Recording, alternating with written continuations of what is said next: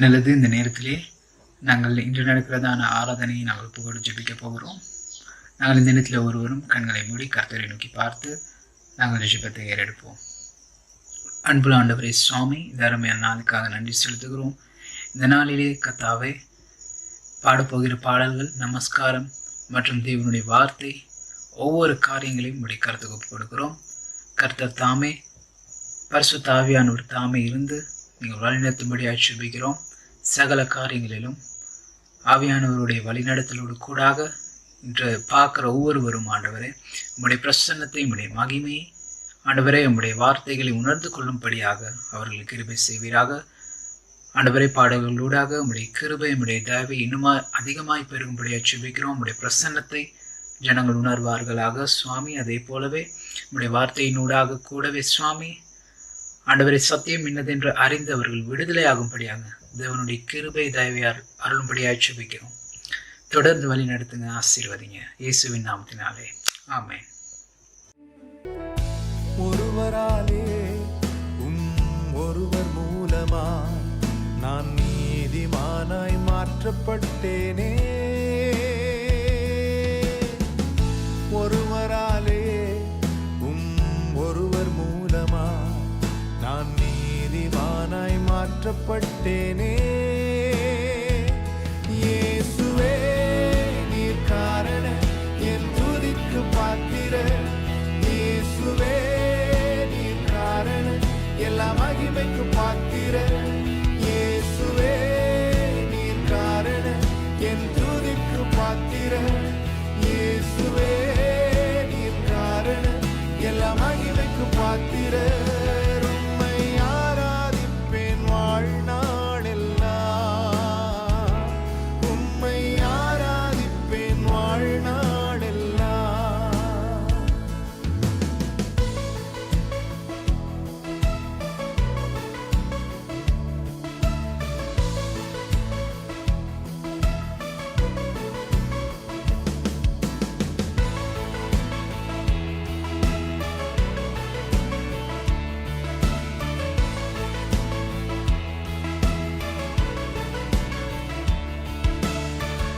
பாவத்துக்கு மரித்து நான் நீதிக்கு பிழைத்திட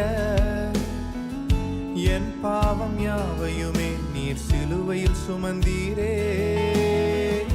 பாவத்துக்கு மரித்து நான் நீதிக்கு பிழைத்திட என் பாவம் யாவையுமே நீர் சிலுவையில் சுமந்தீரே. இயேசுவே நீர் காரண என் துதிக்கு பாத்திர. இயேசுவே நீர் காரண எல்லா மகிமைக்கு பாத்திர. இயேசுவே நீர் காரண என் துதிக்கு பாத்திர. இயேசுவே நீர் காரண எல்லா மகிமைக்கு பாத்திர. உம்மை ஆராதிப்பேன் வாழ்நாளெல்லாம்.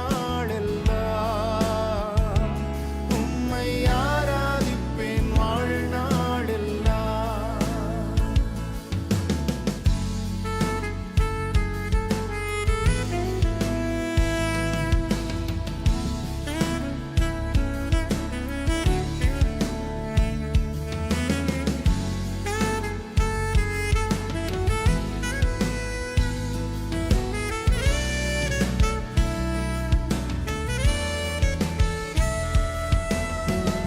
ஜீவனை பெற்று நான் ஆளுகை செய்திட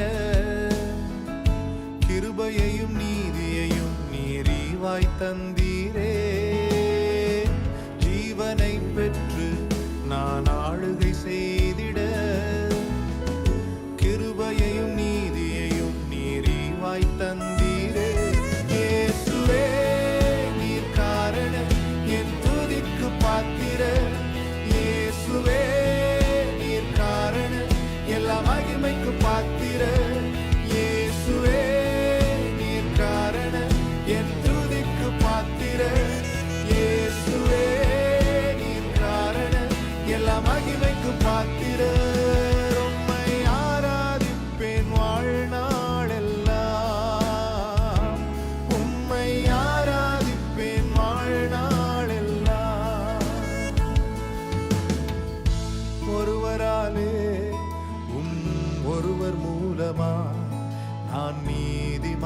மானாய் மாற்றப்பட்டேனே.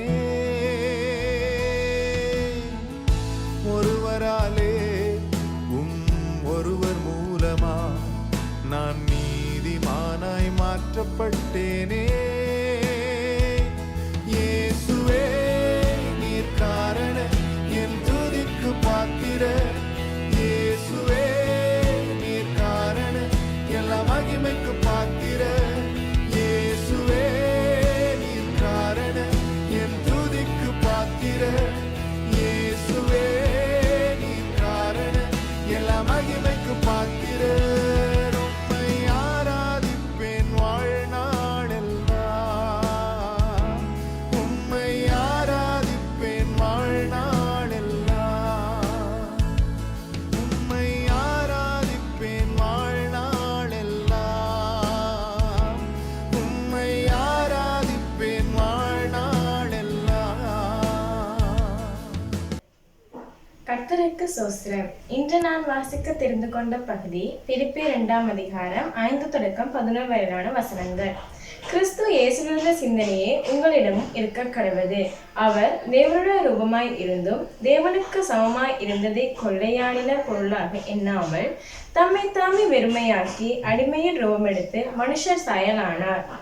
அவர் மனுஷரூபமாய் காணப்பட்டு மரண பரியந்தம், அதாவது சிலுவையின் மரண பரியந்தமும் கீழ்ப்படிந்தவராகி தம்மை தாமே தாழ்த்தினார். ஆதலால் தேவன் எல்லாவற்றிற்கும் மேலாக அவரை உயர்த்தி இயேசுவின் நாமத்திலே வானோர் முதலத்தோர் பூமியின் கீழானோருடைய முழங்கால் யாவும் முடங்கும் படிக்கும் பிதாவாகிய தேவனுக்கு மகிமையாக இயேசு கிறிஸ்து கர்த்தரென்று நாவுகள் யாவும் அறிக்கை பண்ணும் படிக்கும் எல்லா நாமத்திற்கும் மேலாக நாமத்தை அவருக்கு தந்தறினார். ஆமென்.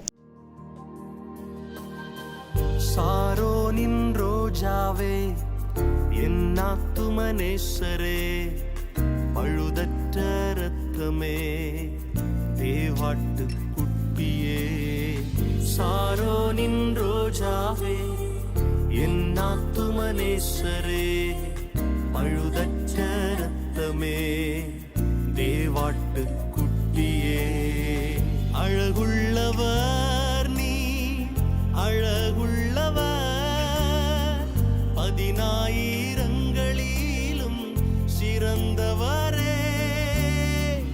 அழகுள்ளவர் நீ அழகுள்ளவர், 10,000ங்களிலும் சிறந்தவரே. ஓசன்னா உன்னத தேவனே, ஓசன்னா தாவீதின் மைந்தனே, ஓசன்னா உன்னத தேவனே, ஓசன்னா தாவீதின் மைந்தனே.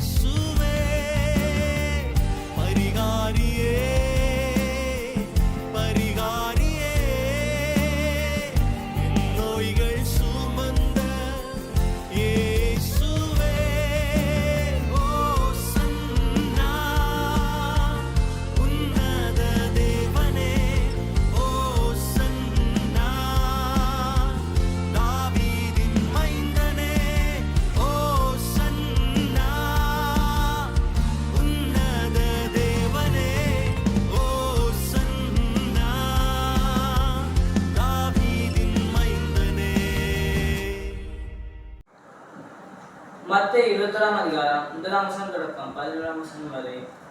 அவர்கள் எருசலேமுக்கு சமீபமாய் சேர்ந்து ஒலிவமலைக்கு அருகே பெத்பகேயுக்கு வந்தபோது இயேசுவானவர் சீஷரில் 2 பேரை நோக்கி, உங்களுக்கு எதிரே இருக்கிற கிராமத்துக்கு போங்கள். போனவுடனே அங்கே ஒரு கழுதையையும் அதனுடைய ஒரு குட்டியையும் கட்டியிருக்க காண்பீர்கள். அவைகளை அவிழ்த்து என்னிடத்தில் கொண்டு வாருங்கள். ஒருவன் உங்களுக்கு ஏதாகியும் சொன்னால், இவைகள் ஆண்டவருக்கு வேண்டும் என்று சொல்லுங்கள். உடனே அவைகளை அனுப்பிவிடுவான் என்று சொல்லி அவர்களை அனுப்பினார். இதோ உன் ராஜா சாந்த குணமுள்ளவராய் கழுதையின் மேலும் கழுதை குட்டியாகிய மரியின் மேலும் ஏறிக்கொண்டு உன்னிடத்தில் வருகிறார் என்று சீயோன் குமாரத்திகளுக்கு சொல்லுங்கள் என்று தீர்க்கதரிசியினால் உரைக்கப்பட்டது நிறைவேறும்படி இதெல்லாம் நடந்தது. சீஷர்கள் போய் இயேசு தங்களுக்கு கட்டளையிட்டபடியே செய்து கழுதையை குட்டியையும் கொண்டு வந்து அவர்கள் மேல் தங்கள் வஸ்திரங்களை போட்டு அவரை ஏற்றினார்கள். திரளான ஜனங்கள் தங்கள் வஸ்திரங்களை வழியிலே விரித்தார்கள். வேறு சிலர் மரக்கிளைகளை தரித்து வழியிலே பரப்பினார்கள். முன்னடப்பாரும் பின்னடப்பாருமாகிய திரளான ஜனங்கள் தாவீதின் குமாரனுக்கு ஓசன்னா, கர்த்தரின் நாமத்தினாலே வருகிறவர் ஸ்தோத்திரிக்கப்பட்டவர், உன்னதத்திலே ஓசன்னா என்று சொல்லி ஆர்ப்பரித்தார்கள். அவர் எருசலேமுக்குள் பிரவேசிக்கையில் நகரத்தார் யாவரும் ஆச்சரியப்பட்டு இவர் யார் என்று விசாரித்தார்கள். அதற்கு ஜனங்கள், இவர் கலிலேயாவில் உள்ள நசரேத்திலிருந்து வந்த தீர்க்கதரிசியாகிய இயேசு என்றார்கள். ஆமென். இந்த குருத்தோலை ஞாயிற்றுக்கிழமையில் உங்கள் அனைவரையும் சந்திப்பதில் மகிழ்ச்சி அடைகிறேன். என் அன்பின் நல்வாழ்த்துக்களை பகிர்ந்து கொள்கிறேன். எனது பெயர் போதகர் கெண்டல் கீலர். நான் சர்வ்னவ் ஊழியத்தில் பணியாற்றி வருகிறேன். இயேசு ஒரு கழுதையின் மீது ஏறி எருசலேமுக்குள் சென்றதை நாம் கொண்டாடும் இந்த சிறப்புமிக்க தருணத்தில் அந்த சம்பவத்தை பற்றி உங்களுடன் பகிர்ந்து கொள்ள கிடைத்தமையை நான் மிக கனமாக எண்ணுகிறேன். அதை குறித்து மிகவும் மகிழ்ச்சி அடைகிறேன்.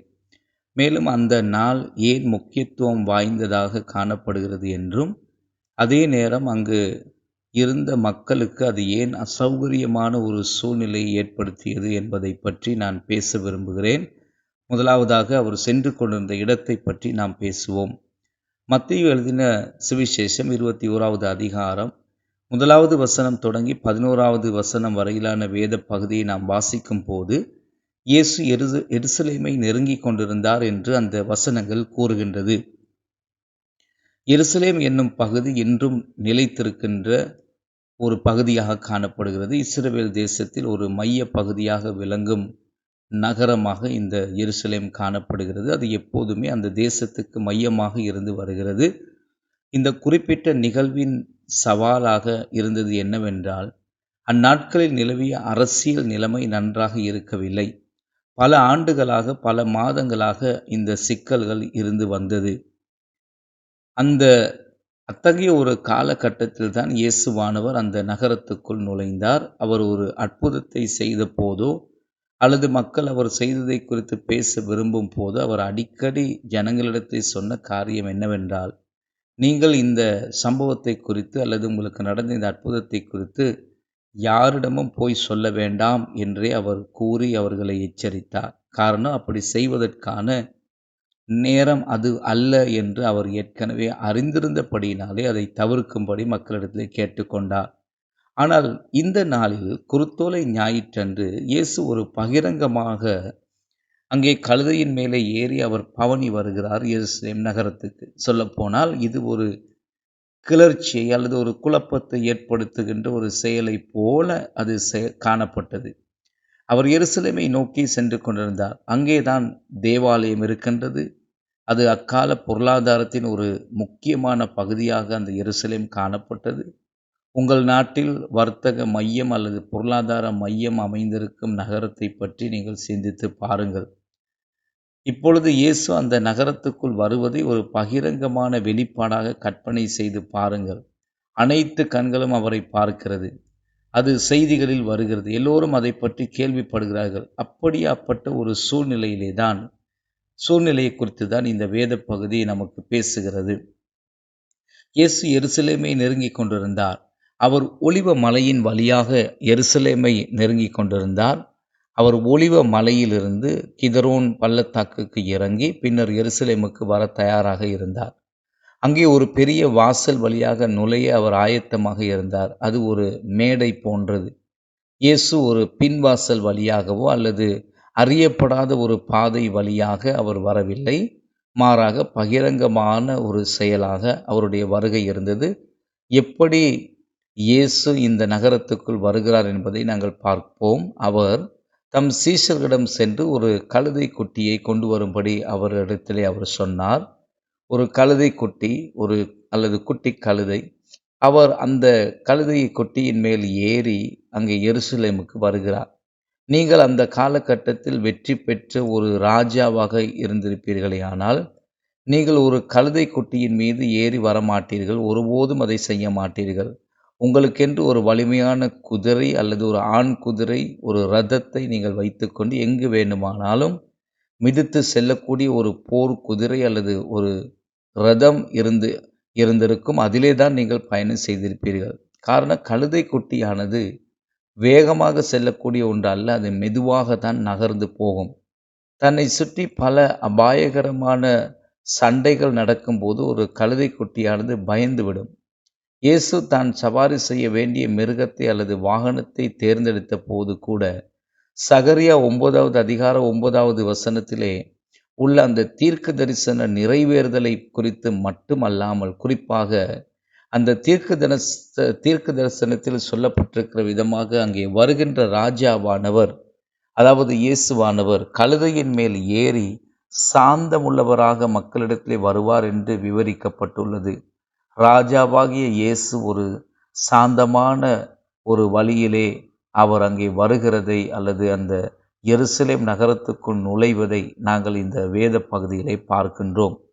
இது குறிப்பிடத்தக்க ஒரு சம்பவமாய் இருக்கிறது. அவர் நுழைய இருந்த எருசலேம் என்கிற இடம் அவரை ராஜாவாக அங்கீகரிக்காத நிலையில் எத்தனை அரசர்கள் ஒரு சாந்தமான வழியில் இந்த இடத்துக்குள் நுழைவார்கள் என்று உங்களால் கற்பனை செய்து பார்க்க முடிகிறதா? அவர்களுக்கு ஏற்கனவே ஒரு ராஜா இருக்கிறார். ஆனால் மற்ற எல்லா ராஜாக்களைப் போலவும் இல்லாமல் தனது அரசாட்சி அமைதியாகவும் சாந்தமாகவும் வெளிக்காட்டும் விதமாக இயேசு அந்த நகரத்துக்குள் நுழைவதை இங்கே நாங்கள் பார்க்கிறோம். இயேசு உள்ளே நுழையும் போது அங்கே ஒரு பெரிய ஜனக்கூட்டம் இருந்ததாக கூறப்பட்டுள்ளது. அந்த ஆண்டில் குறிப்பிட்ட ஒரு காலகட்டத்தில் பலர் எருசலேமுக்கு சென்று கொண்டிருந்தார்கள். அதுதான் பஸ்கா பண்டிகையின் காலம். சுற்றியுள்ள எல்லா பகுதிகளிலிருந்து மக்கள் வந்து எருசலேமிலே கூடும் நேரம் அது. அந்த விசேஷமான பண்டிகைக்காக அவர்கள் தேவாலயத்துக்கு வர வேண்டியிருந்தது. அதனால் ஏராளமான மக்கள் வந்து கொண்டிருந்தார்கள். அவர்கள் எல்லா இடங்களிலிருந்தும், நகரங்களிலிருந்தும், கிராமங்களிலிருந்தும் அங்கே வந்து கொண்டிருந்தார்கள். அந்த நகரத்துக்கு வருவதற்காக அவர்கள் பல நாட்கள், ஒருவேளை சிலர் வார கணக்கில் பயணம் செய்திருக்கலாம். அந்த அளவுக்கு அவர்கள் தூரத்திலிருந்து அந்த இடத்துக்கு வர வேண்டி இருக்கிறது. அதனால் அங்கே ஒரு மிகப்பெரிய ஜனக்கூட்டம் இருந்தது. ஆகவே இது ஒரு பொது இடமாக மட்டுமல்லாமல் இது மிகவும் ஜன நெரிசல் நிறைந்த ஒரு நேரமாகவும் காணப்பட்டது. அத்தகைய ஒரு நேரத்திலே தான் இயேசு அங்கே ஏராளமான மனுஷர்கள் பார்க்கக்கூடிய ஒரு நேரத்திலே அவர் எருசலேமுக்குள் நுழைகின்றார். அவர் வரும்போது மக்கள் மரங்களிலிருந்து கிளைகளை வெட்டி அவற்றை சாலையிலே அல்லது வீதிகளிலே பரப்பி பின்னர் அவரை பார்த்து ஓசன்னா ஓசன்னா என்று சத்தமிட்டார்கள். இந்த வேத பகுதி அவ்விதமாக நமக்கு கூறுகிறது. அந்த வார்த்தையின் அர்த்தம் என்ன? ஓசன்னா என்பதின் அர்த்தம், மூல மொழியை நீங்கள் ஆராய்ந்து பார்ப்பீர்களே ஆனால் அங்கே ஓசன்னா என்ற வார்த்தைக்கு எங்களை இரட்சியுங்கள், தயவு செய்து எங்களை இரட்சியுங்கள் என்ற அர்த்தமே அதற்கு கொடுக்கப்படுகிறது. எருசலேமுக்குள் வந்து கொண்டிருந்த இந்த மக்கள் கடுமையான ஒடுக்கு முறையையும் பொருளாதார ஒடுக்கு முறையையும் வேதனைகளை அனுபவித்து கொண்டிருந்த ஜனங்கள். அவர்கள் தங்கள் பணத்தை தேவாலயத்தின் பணமாக மாற்ற வேண்டிய ஒரு ஆலயத்துக்குள்ளே அவர்கள் வந்து கொண்டிருந்தார்கள். அங்கே தேவாலயத்துக்கு வந்து பலி செலுத்துவதற்காக, காணிக்கைகளை கொடுப்பதற்காக தேவையான காரியங்களை விலை கொடுத்து வாங்க வேண்டியிருந்தது. அவர்களுடைய பணத்தை அங்கே செலவழிக்க வேண்டியிருந்தது. தேவனுடன் சரியான உறவில் இருப்பதற்கு செலுத்த வேண்டிய விலையானது அல்லது கிரயமானது மிக உயர்ந்ததாகவே எப்போதும் காணப்படுகிறது. தேவாலயத்தின் செயல்பாடுகளில் பங்கேற்பதற்கும், உங்கள் பாவங்களுக்காக நீங்கள் தியாகம் செய்ய வேண்டியதை வாங்குவதற்கும் தேவனுடனான சரியான உறவை தேடுவதற்கு செலுத்த வேண்டிய விலை அல்லது கிரயம் எப்போதும் மிக உயர்ந்ததாக காணப்பட்டது. அவ்விதமாக அது காணப்பட்டது மட்டுமல்லாமல் ரோம அரசாங்கத்தை பொறுத்தவரைக்கும் அது மிகவும் கடினமான ஒரு காலமாகவும் காணப்பட்டு வந்தது. அவர்கள் தொடர்ந்து மக்களுக்கு வரி விதித்து கொண்டிருந்தார்கள். ரோம அரசாங்கத்துக்கு பணம் தேவைப்பட்டது அவர்களுடைய அபிவிருத்தி காரியங்களுக்காக. அதனால் அவர்கள் வரி வசூலிப்பவர்களை நியமித்தார்கள். அவர்கள் மிகவும் சுமையான வரிகளை மக்கள் மீது விதித்து அதை செலுத்தும்படி அவர்களை நிர்பந்தப்படுத்தினார்கள், அது கட்டாயப்படுத்தி வந்தார்கள். ஆகவே எருசலேமுக்கு வரும் இந்த மக்கள் இரட்சிப்பை விரும்பினார்கள். அவர்கள் ரோம அரசாங்கத்திடமிருந்து இரட்சிப்பை விரும்பினார்கள். அவர்களில் சிலர் தாங்கள் ஒடுக்கப்படுவதை உணர்ந்ததால் ஒரு சிலர் தேவாலயத்தில் இருந்தும் இரட்சிப்பை விரும்பினார்கள். ஆகவே அவர்கள் இரட்சியும், தயவு செய்து இரட்சியும் என்று கதறினார்கள். ஒசன்னா ஒசன்னா ஒசன்னா என்று பாடும்போது இரட்சியும் இரட்சியும், தயவு செய்து எங்களை இரட்சியும் என்பதே அதனுடைய அர்த்தம். அந்த அர்த்தத்திலே தான் அவர்கள் தேவனை பார்த்து அல்லது இயேசுவை பார்த்து கதறினார்கள். இயேசு எருசலேமுக்குள் நுழைந்த போது நகரம் முழுவதும் பரபரப்படைந்து மக்கள் அவரை பார்த்து இவர் யார் என்று கேட்டார்கள். பாருங்கள், இயேசு சமாதானத்துடன் சாந்தமுள்ளவராக வந்த போதிலும் அவர் வந்த விதம் காரியங்களை அசைத்தது. மேலும் அவர் ராஜாவாக வந்தால் அந்த நகரமானது இதைவிட மோசமான விதத்தில் கலக்கம் அடையும் என்பதை அவர் ஏற்கனவே அறிந்திருந்தார். என்ன நடக்கப் போகிறது என்பதையும் அவர் முன்கூட்டியே அறிந்திருந்தார். அதிகாரத்தில் இருப்பவர்கள் அவர் இவ்வாறு வருவதை விரும்ப மாட்டார்கள் என்றும் அவர்கள் அவரை கைது செய்து சிலுவையிலே அறைவார்கள் என்றும் அவர் ஏற்கனவே அதை குறித்து அறிந்திருந்தார். அவர் ஏற்கனவே தம் சீசர்களிடம், நான் எருசலேமுக்கு போகிறேன், நான் அங்கு போன பிறகு மனுஷகுமாரன் பாவிகள் கையிலே காட்டி கொடுக்கப்பட்டு கொல்லப்படுவார் என்ற அந்த காரியத்தை அவர் ஏற்கனவே தன் சீசர்களுக்கு கூட சொல்லியிருந்தார். ஆனால் 3ஆம் நாளில் அவர் மீண்டும் உயிர்த்தெழுவார் என்றும் அதன் பிறகு நடக்கப் போவது என்ன என்பதையும் அவர் அறிந்திருந்தார். அந்த காரியங்களை இயேசு கூறி ஒரு அசைவை ஏற்படுத்தி கொண்டிருந்தார். இன்றும் கூட இயேசு நம் வாழ்வில் காரியங்களை அசைத்து கொண்டிருக்கிறார். அவர் ஒரு சொகுசான ராஜாவாக இருப்பதற்கு மட்டும் இந்த பூமிக்கு வரவில்லை. அவர் சமாதானத்தை கொண்டு வருகின்ற ராஜாவாக செயல்பட்டார். ஆனால் சமாதானம் வருவதற்கு பெரும்பாலும் அல்லது அநேக நேரம் என்ன தேவைப்படுகிறது தெரியுமா?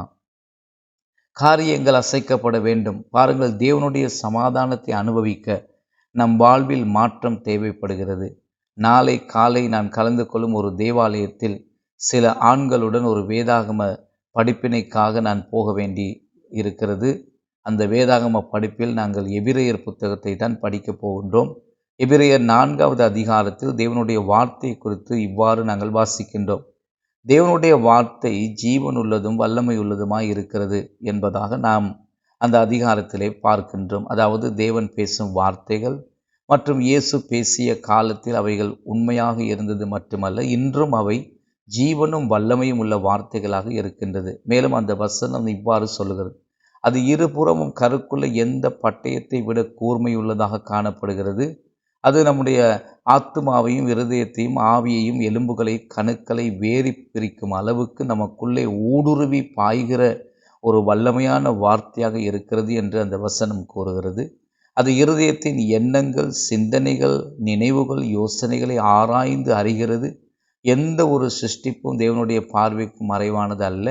அவருடைய கண்களுக்கு முன்பாக எல்லாம் வெட்டாந்தரையும் நிர்வாணமுமாய் இருப்பதால் அப்படிப்பட்ட ஒரு தேவனுக்கே நாம் கணக்கு ஒப்புவிக்க வேண்டும் என்பதாக அந்த வசனம் வலியுறுத்தி கூறுகிறது. தேவன் நம்முடைய ராஜா. அவருடைய வார்த்தைகள் ஊடுருவி நாம் உண்மையில் யார் என்பதை வெளிப்படுத்துகின்றது. எனவே இன்று நான் உங்களுக்கு காண்பித்து கொடுக்க விரும்புகின்ற காரியம் என்னவென்றால், உங்கள் இருதயத்தை வெளிப்படுத்தும் படிக்க அவருடைய வார்த்தைகள் உங்களுக்குள்ளே ஊடுருவ நீங்கள் இடம் கொடுங்கள் என்பதே. பாருங்கள், இயேசுவை ஏற்றுக்கொண்ட இந்த மக்கள் அவர் எருசலேமுக்குள் சவாரி செய்து வருவதை பார்த்தார்கள். அவர்களில் சிலர் தங்கள் இருதயங்களில் என்ன நடந்து கொண்டிருந்தது என்பதை பற்றி இயேசுவின் வார்த்தைகள் உண்மையாக வெளிப்படுத்திய போது அதை அவர்கள் ஏற்க தயங்கினார்கள். தங்கள் வசதியான சூழ்நிலையை இயேசு அசைப்பதை அவர்கள் விரும்பவில்லை. ஆனால் சிலர் அவரிடம், எங்களுக்கு நீர் தரும் இரட்சிப்பு தேவை என்று சொல்லி கொண்டிருந்தார்கள். நாம் தேவனுடைய இரட்சிப்பை அனுபவிக்க விரும்பினால் தேவன் நம் இருதயங்களுக்குள் ஊடுருவ நாம் அனுமதிக்க வேண்டும். ஆகவே இன்று நான் உங்களை அழைக்கிறேன், இயேசுவிடம் திரும்புங்கள். அவரும் அவருடைய வார்த்தைகளும் உங்கள் இருதயத்துக்குள் ஊடுருவி உங்களுக்கு தேவையான சமாதானத்தை கொண்டு வர அனுமதியுங்கள். உங்களுக்குள் உள்ள கவலை, பயங்கள் மற்றும் அச்சங்களை அகற்றிவிட்டு அவருடைய சமாதானம் உங்களுக்குள் வர அதற்கு தேவையான கிரியையை அவர் உங்களுக்குள் செய்ய அவருக்கு இடம் கொடுங்கள். மேலும் உங்களுக்கும் எனக்கு உண்மையிலே தேவையான இரட்சிப்பை கொண்டு வர அதற்கு தேவையான கிரியை அவரும் அவருடைய வார்த்தைகளும் உங்கள் இருதயத்தில் கொண்டு வர அனுமதியுங்கள். இந்த குருத்தோலை ஞாயிற்றன்று தேவனுடைய சமாதானம் தாமே உங்கள் அனைவரோடும் கூட இருப்பதாக. ஆமேன். கர்த்தர் தாமே உங்களை ஆசீர்வதிப்பாராக.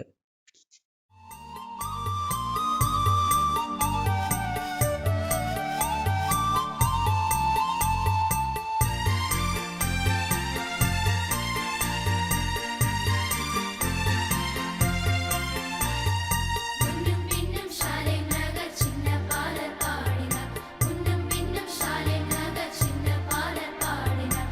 அன்று போல இன்று நாமும் அன்பாய் துதி பாடுவோம். ஓசன்னா பாடுவோம்.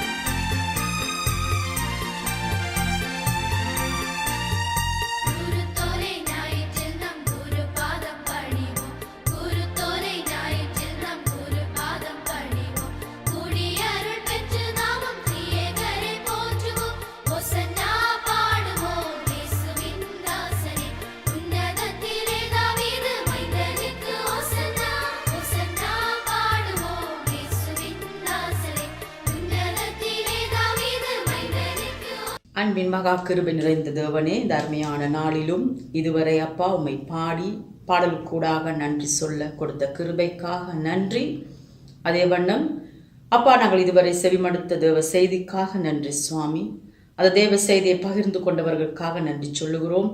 அப்பா, இந்த நாளிலும் நீர் எங்களோடு பேசின ஒவ்வொரு வார்த்தைகளுக்காக நன்றி.